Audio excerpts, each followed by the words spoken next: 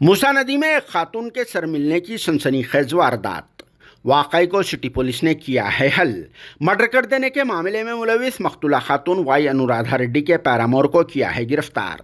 और कातिल आदमी बी चंद्रमोहन ने किया है अपने जुर्म का एतराफ़।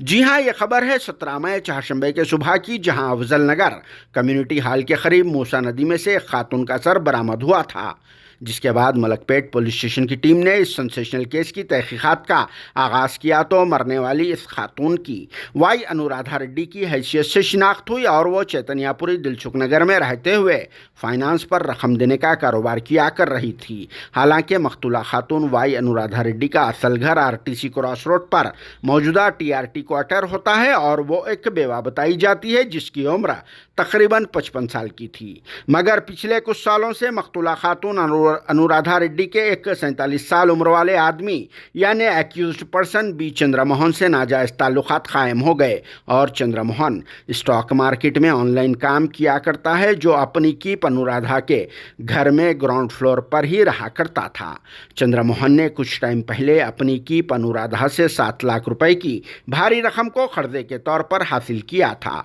और चंद्रमोहन ने नाजायज़ ताल्लुकात की वजह से अनुराधा की इस भारी रकम पर बुरी नीयत गाड़ कर चव्वा फिरा देने की कोशिश भी कर रहा था और फाइनेंस नहीं दे रहा था, क्योंकि इन दोनों के बीच में नाजायज़ ताल्लुकात कायम थे। इसी वजह से भी चंद्रमोहन ने इसका पूरा फ़ायदा उठाते हुए इस रकम को हड़प लेने की कोशिश में था। मगर अनुराधा रेड्डी भी प्योरली फाइनेंसर निकली और फिर अपने नाजायज़ ताल्लुकात की परवाह किए बगैर चंद्रमोहन को सूद की रकम देने और फिर असल रकम को वापस कर देने के लिए मुसलसल रिक्वेस्ट भी कर रही थी। इसी वजह से दोनों में झगड़े भी चल रहे थे, जिस पर इस इंसानुमा हैवान चंद्रमोहन ने अनुराधा को रास्ते से हटा देने का प्लान तैयार किया और फिर 12 मई को इस रकम के मामले को लेकर इन दोनों के बीच में झगड़ा हुआ, जिसके बाद चंद्रमोहन ने बेरहमाना अंदाज में अनुराधा के सर, पेट और सीने पर चाकू से हमला कर दिया, जिसके नतीजे में वो स्पॉट पर ही फौत हो गई। इस कार्रवाई को अंजाम देने के बाद चंद्रमोहन फौरी तौर पर बाजार चला गया और वहां से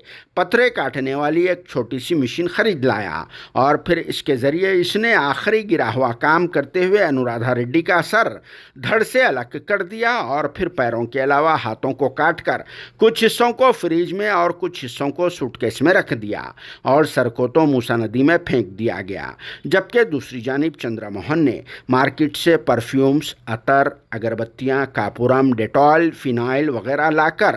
रोज़ाना अनुराधा के जिस्म के इन टुकड़ों पर डाला करता था ताकि घर में से सड़ी हुई बास ना आए और फिर अनुराधा के मोबाइल से रोज़ाना अनुराधा के जान पहचान वालों को मैसेजेस भी किया कर रहा था ताकि लोग ये समझे कि अनुराधा जिंदा है। मगर सिटी पुलिस की टीम ने इस सेंसेशनल केस को हल करने में कामयाबी हासिल कर ली और फिर इसे गिरफ्तार भी कर लिया। इस सिलसिले में साउथ ईस्ट जोन के deputy commissioner of police CH Rupesh IPS ने 24 मई चारशंबे के दिन एक प्रेस कॉन्फ्रेंस से खिताब करते हुए इस वाक़े की सारी तफसील बयान कर डाली और फिर एक्यूज पर्सन बी चंद्रमोहन की गिरफ्तारी का भी ऐलान कर दिया। इन्होंने मजीद कहा कि मकतूला खातून अनुराधा रेड्डी तनहा रहा करती थी, जिसको एक ही बेटी है और वो भी ऑस्ट्रेलिया में है।